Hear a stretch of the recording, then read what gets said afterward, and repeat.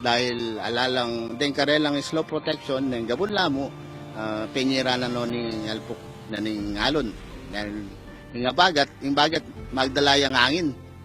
Yang sasalpok ka rin pila ay ka rin di kaya ini. Na rin indalan ini kanita malwalas siya ngayon ditak-ditak masisira ni. Ito ang hinaing ng mga kabalen na naninirahan malapit sa Pampanga River sa bayan ng Masantol, Pampanga, 3 taon na ang nakalilipas. Sa paglipas ng panahon, tila hindi nagbago o lalo pang lumala ang daing at pangamba nila.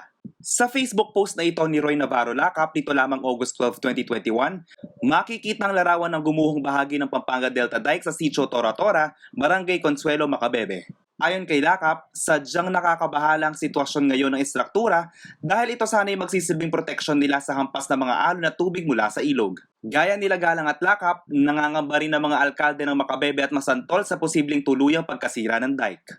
Konti na lang po, 5 barangay po ang apektado kapag po yan nabutas.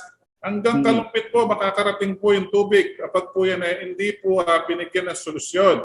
Idinulog na raw nila sa tanggapan ng Department of Public Works and Highways para tulungan silang maisaayos ang diking unti-unting kinakain na ng tubig, subalit hanggang ngayon ay wala pa rin daw aksyon. Sumulat na kami dyan noon pa, last year. Sumulat ako, hanggang ngayon sumulat pa rin ako, walang ginagawa. Kaya yun dahil dyan, sila na. Baka biglang bibigay yan, lalong lalaki ang tubig sa amin.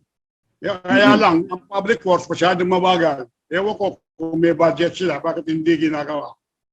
Ilang beses nang sinubukang tumawag ng CLTV News at Public Interest Team sa tanggapan ng Regional Director Roselier Tolentino ng DPWH Region 3, subalit walang sumasagot. Nagpaabot na rin ng mensahe ang news team sa kanilang mga opisyal. Abangan ang buong bahagi ng panayam na yan sa CLTV Public Interest. Kasama si Justin Dizon, ako si JM De Jesus, CLTV News.